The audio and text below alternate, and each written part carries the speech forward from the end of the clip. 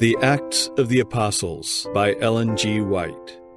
Chapter 47. The Final Arrest. Paul's work among the churches after his acquittal at Rome could not escape the observation of his enemies. Since the beginning of the persecution under Nero, the Christians had everywhere been a proscribed sect. After a time, the unbelieving Jews conceived the idea of fastening upon Paul the crime of instigating the burning of Rome.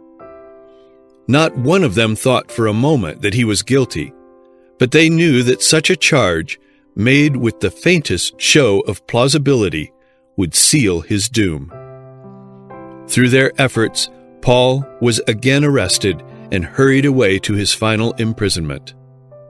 On his second voyage to Rome, Paul was accompanied by several of his former companions. Others earnestly desired to share his lot, but he refused to permit them thus to imperil their lives. The prospect before him was far less favorable than at the time of his former imprisonment.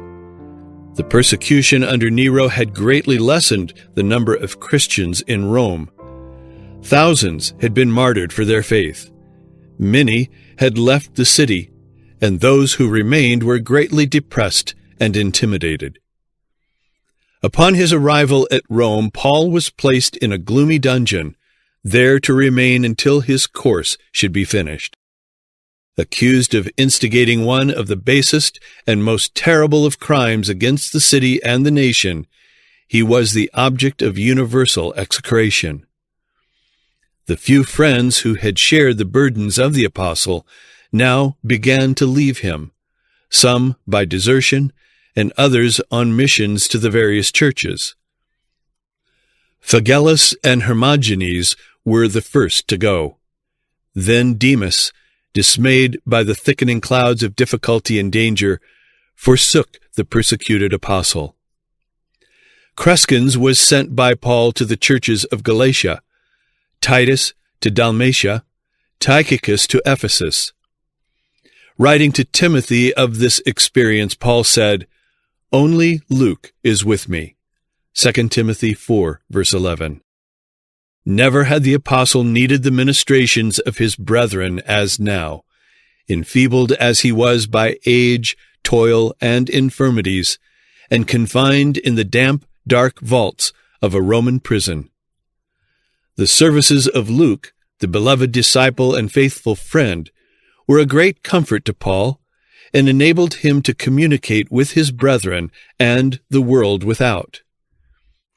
In this trying time, Paul's heart was cheered by frequent visits from Onesiphorus.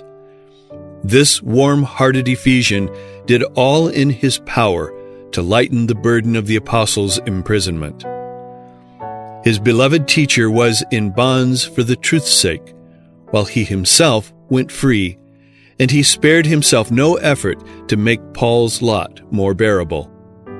In the last letter that the apostle ever wrote, he speaks thus of this faithful disciple: "The Lord give mercy unto the house of Onesiphorus, for he oft refreshed me, and was not ashamed of my chain. But when he was in Rome, he sought me out very diligently, and found me. The Lord grant unto him that he may find mercy of the Lord in that day." 2 Timothy 1, verses 16 to 18. The desire for love and sympathy is implanted in the heart by God himself. Christ, in his hour of agony in Gethsemane, longed for the sympathy of his disciples. And Paul, though apparently indifferent to hardship and suffering, yearned for sympathy and companionship. The visit of Onesiphorus, testifying to his fidelity at a time of loneliness and desertion, brought gladness and cheer to one who had spent his life in service for others.